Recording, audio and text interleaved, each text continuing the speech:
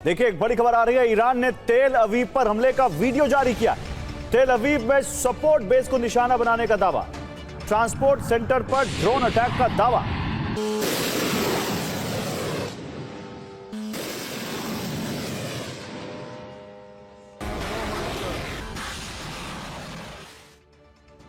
और क्या middle east में एटमी प्रलय आने वाली?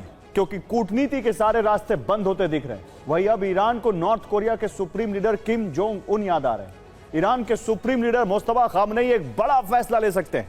वो अब एनपीटी की बेड़ियां तोड़कर उत्तर कोरिया के रास्ते पर चल सकते हैं। तेहरान से सीधी चेतावनी आई है कि अगर परमाणु बम होता तो अमेरिका हमले की जरूरत ना करता। पेंटागन में कोहराम मचा है क्योंकि ईरान ने अपने यूरेनियम को खुफिया ठिकानों पर शिफ्ट करना शुरू कर दिया है। अब सवाल उठ रहा है कि क्या मुस्तफा खामनेई परमाणु अप्रसार संहिता से ईरान को अलग करके चोरी छिपे परमाणु बम बनाने की तैयारी में? ईरान को एनपीटी से अलग हो जाना चाहिए, जिससे ईरान एटमी ताकत हासिल कर सके। ईरान की मौजूदा लीडरशिप का मानना है अगर उसके पास परमाणु बम होता तो शायद उस पर ये हमले ना होते। इसलिए परमाणु हथियार सुरक्षा की गारंटी बन सकते हैं। और आईएईए दावा करता रहा है कि ईरान के पास कुल संवर्धित यूरेनियम 440 किलो है, जो करीब 60% संवर्धित है। अब ईरान उसे अलग अलग ठिकानों पर शिफ्ट कर चुका है। इस्फहान परमाणु ठिकाने पर 200 किलो यूरेनियम मौजूद है, जिसे 200 फीट नीचे टनल कॉम्प्लेक्स में रखा गया है। विशेष धातु के सिलेंडरों में यूरेनियम को रखा गया है। इस्फहान से नातांज परमाणु ठिकाने की दूरी 169 किलोमीटर है, जहां 150 किलो यूरेनियम रखा गया है। वहां पर पिकएक्स पहाड़ियों के नीचे एटमी संयंत्र बनाया गया है। पिकएक्स पहाड़ियों के नीचे एटमी संयंत्र बनाया गया है। अंदेशा है कि वहां ईरान यूरेनियम का संवर्धन तेजी से कर रहा है। और नातांज से आगे फोर्दो की दूरी 117 किलोमीटर है। फोर्दो परमाणु ठिकाने में करीब 90 किलो यूरेनियम रखा हो सकता है। ग्रेनाइट पहाड़ के 100 मीटर नीचे यूरेनियम रखा गया है। जरूरत पड़ने पर यहां से दूसरे परमाणु ठिकानों पर इसको भेजा जा सकता है। 3 हफ्तों के बाद भी ईरान ने अपनी 70% मिसाइल शक्ति का इस्तेमाल नहीं किया है। अगर हम आज से शुरू करें तो भी हर हफ्ते एक नया मिसाइल पीस दुनिया के सामने ला सकते हैं। इस तरह से 2 साल से ज्यादा वक्त तक युद्ध लड़ सकते हैं। और यूरेनियम संवर्धन से कैसे परमाणु हथियार बनने की प्रक्रिया होती है, यह समझिए। संवर्धन का मतलब होता है आइसोटोप U-235 की मात्रा बढ़ाना। प्राकृतिक यूरेनियम के 2 आइसोटोप मिलते हैं। पहला आइसोटोप U-238 होता है, जो खनन से निकले यूरेनियम में 99.30% पाया जाता है। इस आइसोटोप का परमाणु हथियार बनाने में इस्तेमाल नहीं होता है। दूसरा आइसोटोप U-235 होता है, जो 0.7% मिलता है। इसी आइसोटोप से परमाणु हथियार बनाए जा सकते हैं। इसी यूरेनियम का संवर्धन गैस सेंट्रीफ्यूज मेथड से होता है। यूरेनियम को गैस यूरेनियम हेक्साफ्लोराइड के रूप में सेंट्रीफ्यूज में डाला जाता है। तेजी से घूमते सेंट्रीफ्यूज से U-238 बाहर की तरफ रहता है, जबकि हल्का U-235 अंदर की तरफ रहता है। इस प्रक्रिया के लिए हजारों सेंट्रीफ्यूज स्टेजेस की जरूरत होती है।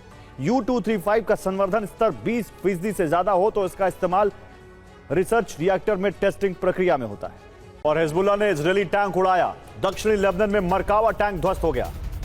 दीर सीरिया ने शहर में आमने सामने की जंग में हिजबुल्लाह ने इजरायल के मरकावा टैंक को उड़ा दिया।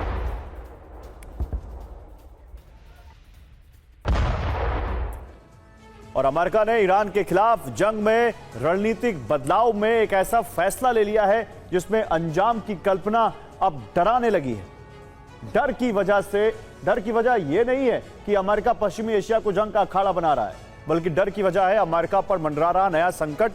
वो संकट जो शायद अमेरिका के सुपर पावर बनने के बाद पहली बार खड़ा होगा।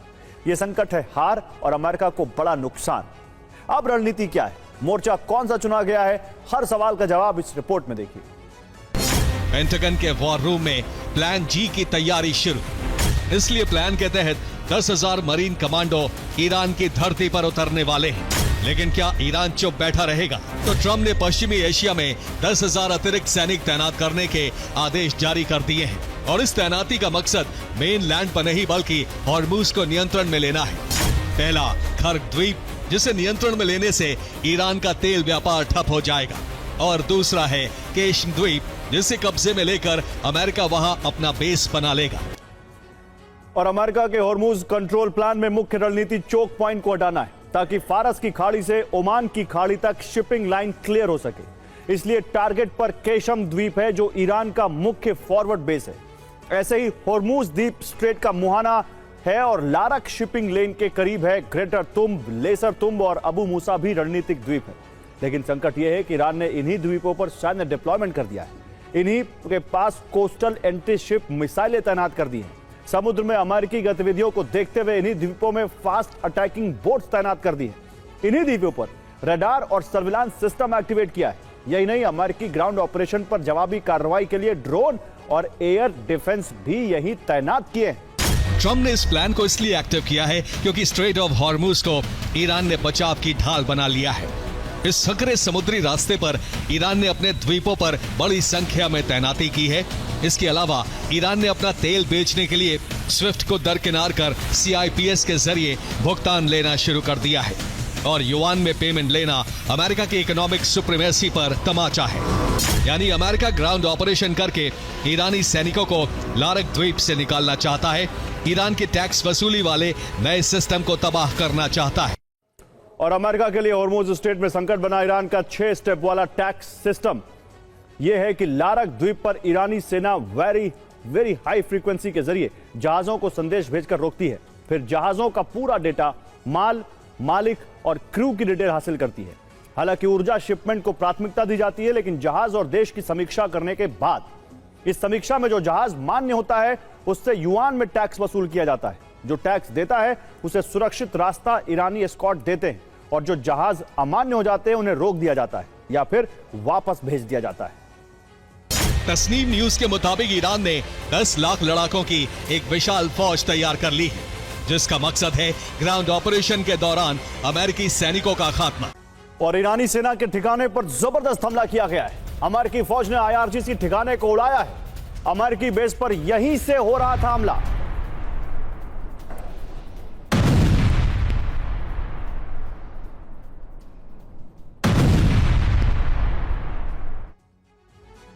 तो ट्रंप अल्टीमेटम दे रहे हैं और फिर खुद ही उसे बढ़ा रहे हैं। 48 घंटे से शुरू हुई बात अब 10 दिन तक पहुंच चुकी है और सवाल यह है कि आखिर फैसला हो क्यों नहीं रहा है, क्योंकि जमीन पर तस्वीर बदल चुकी है। 28 दिनों की इस जंग में 20,000 से ज्यादा महंगे हाईटेक हथियार खर्च हो चुके हैं और स्टॉक तेजी से खाली हो रहा है।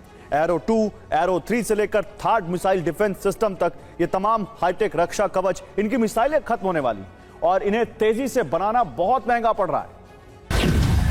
रिपोर्ट बताती है कि इस युद्ध की शुरुआत के पहले 16 दिनों में ही 11,000 से ज्यादा हथियार इस्तेमाल हो चुके हैं। इन हथियारों में बैलिस्टिक मिसाइलें, इंटरसेप्टर और बंकर बस्टर बम शामिल हैं।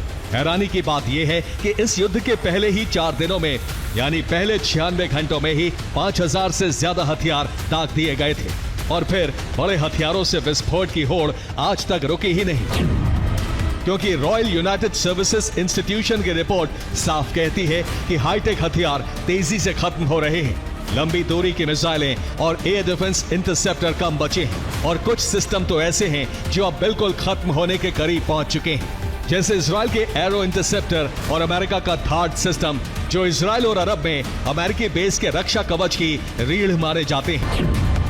रिपोर्ट कहती है कि इस जंग में हथियारों का सबसे बड़ा नियम यानी आयरन ट्रायंगल टूट गया है, जो कहता है कि आप किसी भी हथियार को या तो अच्छा बना सकते हैं, या जल्दी बना सकते हैं, या सस्ता बना सकते हैं, लेकिन तीनों एक साथ कभी नहीं। यानी अगर आप चाहते हैं कि हथियार बेहतरीन भी हो और तेजी से भी बने तो उसकी कीमत बहुत ज्यादा होगी, और अगर सस्ता चाहिए तो या तो समय लगेगा या गुणवत्ता गिरेगी। और युद्ध के समय सबसे बड़ी मजबूरी होती है तेजी, क्योंकि हथियार लगातार खत्म हो रहे होते हैं, इसलिए उत्पादन को तेज करना पड़ता है और यही उसे महंगा बना देता है। और इजराइल और अमेरिका की असली ताकत उनके अभेद माने जाने वाले एयर डिफेंस सिस्टम और एयर अटैक हैं, लेकिन अब यही ढाल तेजी से टूट रही है। एरो 2 और एरो 3 जो सबसे महंगे इंटरसेप्टर माने जाते हैं, उनका 80% से ज्यादा स्टॉक खत्म हो चुका है। रॉयल यूनाइटेड सर्विसेज इंस्टीट्यूशन की रिपोर्ट के मुताबिक इजराइल के पास एरो सिस्टम का सिर्फ 3 दिन का स्टॉक बचा है। थर्ड की बैटरियां यानी इंटरसेप्टर मिसाइलें 60% तक खाली हो गई। यानी ईरान के मिसाइल हमलों की रफ्तार इसी तरह जारी रही तो 10 दिन बाद इजरायल के पास थार्ड की बैटरियां ही नहीं बचेंगी। इसी तरह इजरायल का अब एडवांस एयर डिफेंस और अटैक मिसाइल ब्लू स्पैरो भी 56% तक खत्म होने की रिपोर्ट है और सिर्फ 12 दिन का स्टॉक बचा है। डेविड स्लिंग इजरायल का medium range air defence system है जिसे देश भर में तैनात किया गया है ताकि रॉकेट और मिसाइल हमलों को हवा में ही रोका जा सके, लेकिन यह भी 54% खत्म हो गया है और सिर्फ 13 दिन का स्टॉक बाकी है। रैम्पेज इजरायल की air to surface strike missile है जिसे फाइटर जेट से दागा जाता है और दुश्मन के ठिकानों पर सटीक हमला करने के लिए तैनात किया जाता है। इसका 49% स्टॉक खत्म हो चुका है और अगर इसी गति से ऑपरेशन चलता रहा तो अब 18 दिन में यह भी खत्म हो जाएगा। और इसका मतलब साफ है, जंग सिर्फ हथियारों की नहीं है, यह समय के खिलाफ दौड़ है, रेस अगेंस्ट टाइम है और इस दौड़ में जो पहले खाली हुआ वही हार जाएगा। ट्रंप ने यह भी कहा है कि अगर हॉर्मुज जल डमरू मध्य पूरी तरह नहीं खोला गया तो सोमवार से ईरान के बिजली संयंत्रों पर हमला होगा। 21 मार्च ट्रंप 48 घंटे का अल्टीमेटम देते हैं, हॉर्मुज खोलो नहीं तो हमला होगा। 24 मार्च व्हाइट हाउस से बयान आता है कि 48 घंटे की डेडलाइन अब 5 दिन में बदल चुकी है और फिर 26 मार्च एक और बड़ा मोड़, ट्रंप 10 दिन का नया समय दे देते हैं। नई डेडलाइन 6 अप्रैल तय होती है और दावा किया जाता है कि ईरान ने 7 दिन मांगे थे। और अब देखिए कि इस युद्ध में हथियारों पर खर्च कितना हो रहा है और उन्हें रीलोड करने की कीमत कितनी है। लाल सागर ऑपरेशन में अमेरिका के करीब $1 अरब के हथियार इस्तेमाल हुए, लेकिन अब जब इतने ही हथियार तेजी से दोबारा बनाए गए तो उनकी लागत 2 गुनी यानी $2 अरब आई। यानी जितना खर्च हुआ उससे 2 गुना खर्च सिर्फ स्टॉक वापस लाने में लग गया। अब इसी पैटर्न को ईरान की जंग पर लागू करके देखिए। 16 दिन में $26 अरब के हथियार खर्च हो चुके हैं, लेकिन अगर इन्हें फिर से भरना है तो अनुमान है कि $50 अरब से ज्यादा लग सकते हैं। यानी जंग सिर्फ महंगी नहीं है, जंग को जारी रखना उससे भी ज्यादा महंगा है। Gallium, germanium, tungsten, rare earth material, propellant और विस्फोटक। और ट्रंप जानते थे कि ईरान पर हमला किया तो आईआरजीसी के टारगेट पर अरब में मौजूद यूएस के बेस होंगे। ऐसे में हमले से पहले ही अमेरिका ने अपने सैनिकों को अरब देशों के अलग अलग होटल में शिफ्ट कर दिया था ताकि बेस पर हमलों में नुकसान कम से कम हो। लेकिन अब ईरान के टारगेट पर वो सभी होटल हैं जिनमें अमेरिका के सैनिक ठहरे हुए हैं। ईरान ने इन सभी होटल्स को अमेरिकी सैनिकों की बुकिंग कैंसिल करने की चेतावनी दी है।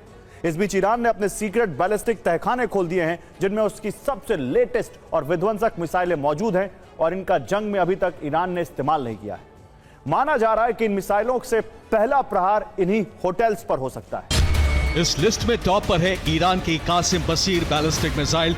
ये ईरान की सबसे घातक बैलिस्टिक मिसाइल में शामिल है। इसे बीते साल मई 2025 में ईरान सेना में शामिल किया गया था। कासिम बसीर की रेंज 1500 किलोमीटर के आसपास है। ये अपने साथ 500 किलो के वॉरहेड लेकर जाने में सक्षम है। मिसाइल लॉन्च होने के बाद आखिरी वक्त तक अपने दिशा और टारगेट को बदल सकती है। इसकी रफ्तार 1500 किलोमीटर प्रति घंटे के आसपास बताई जाती है। दावा है कि थार्ड डिफेंस सिस्टम भी इसे ट्रैक नहीं कर सकता। कोस्तान पार के पास ग्रेनाइट की पहाड़ियां मौजूद हैं। इन पहाड़ियों के 1600 फीट नीचे ईरान की मिसाइल सिटी है। दावा है कि यहाँ ईरान की सबसे आधुनिक मिसाइलों का जखीरा मौजूद है। ग्रेनाइट की पहाड़ियां होने की वजह से मिसाइल सिटी को नुकसान पहुंचाना बेहद मुश्किल है। इसी मिसाइल सिटी में कासिम बसीर बैलिस्टिक मिसाइलों को भी रखा गया है। ईरान ने अमेरिका के सहयोगी देशों के लिए चेतावनी जारी की है। इन देशों में मौजूद होटलों को अमेरिकी सैनिकों की बुकिंग रद्द करने के लिए कहा गया है। साथ ही कहा है कि जल्द से जल्द होटलों में मौजूद अमेरिकी सैनिकों को निकाल दें, क्योंकि भविष्य में ईरान उन सभी होटलों को निशाना बनाएगा जहां अमेरिकी सेना ठहरी हुई है। अमेरिकियों को पहली बार अपने ठिकानों से भागकर होटलों में शरण लेनी पड़ी। अमेरिकी अपनी सुरक्षा के लिए रिहायशी इलाकों का इस्तेमाल कर रहे हैं, लेकिन यहां भी अमेरिकी सैनिक सुरक्षित नहीं है। और अरब की जंग में यूक्रेन खुलकर उतर आया है। यूक्रेन के राष्ट्रपति वोलोदिमीर ज़ेलेंस्की खुद सऊदी अरब पहुंचकर वहां तैनात अपनी ड्रोन टीम से मिले। ये टीम ईरानी हमलों को रोकने में मदद कर रही है। इसके बाद सवाल उठ रहे हैं कि क्या पुतिन भी खुलकर ईरान के साथ खड़े होंगे। अगर ऐसा हुआ तो यह अरब का युद्ध तीसरे महायुद्ध में बदल सकता है। यूक्रेन के सुरक्षा परिषद के सचिव रुस्तम उमेरोव ने बताया है कि यूक्रेन ने अपनी सैन्य यूनिट्स यूएई, सऊदी अरब, कतर, कुवैत और जॉर्डन में तैनात कर दिए हैं। खुद यूक्रेन के राष्ट्रपति वोलोदिमीर ज़ेलेंस्की ने बताया है कि 228 यूक्रेनी विशेषज्ञ इन अरब देशों में तैनात हैं और ये सामान्य सैनिक नहीं हैं, बल्कि हाई ट्रेन तकनीकी और रक्षा विशेषज्ञ हैं जो सीधे ऑपरेशन संभाल रहे हैं। इससे यूक्रेन को कई फायदे हैं। पहला, अपना युद्ध जारी रखने के लिए डॉलर मिल रहे हैं। दूसरा, अंतर्राष्ट्रीय समर्थन बढ़ रहा है और रूस और ईरान के खिलाफ एक डिफेंस नेटवर्क तैयार हो रहा है। और इजरायल को लेकर जो डर था वो सच साबित होने लगा है। इजरायल अब चौतरफा घिरता नजर आ रहा है। न सिर्फ ईरान बल्कि ईरानी प्रॉक्सी ने भी इजरायल के सामने एक ऐसा संकट खड़ा कर दिया है जिसका अंजाम इजरायल के लिए अब तक की जंग में मिली कामयाबी से बिल्कुल विपरीत हो सकता है। डबल अटैक से त्रस्त इजरायल संकटग्रस्त। Israeli chief of staff Eyal Zamir ने मंत्रियों के सामने साफ कह दिया है कि मैं 10 खतरे के संकेत दे रहा हूं। लंबे समय से चल रहे युद्ध ने सैनिकों को थका दिया है। रिजर्व सैनिक मोर्चे पर टिक नहीं पा रहे हैं। ईरान को दुनिया के नक्शे से मिटाने की कसम खा चुके बेंजामिन और ट्रंप ने युद्ध के सारे नियम तोड़ दिए। शांति की बातें सिर्फ धोखा दिख रही हैं। अरब के सीने पर अब साजिश का बारूद बरस रहा है। पूरे ईरान में भीषण तबाही मची है, लेकिन इजरायल ने अब एक नया डेथ ट्रैप बिछाया है। ईरान की सड़कों पर आसमान से लंच बॉक्स और फूड पैकेट गिर रहे हैं जिनमें मौत छिपी होती है। लोगों से अपील की जा रही है, सड़क पर गिरी किसी भी खाने की चीज को ना छुएं, वो मौत के पैकेट हो सकते हैं।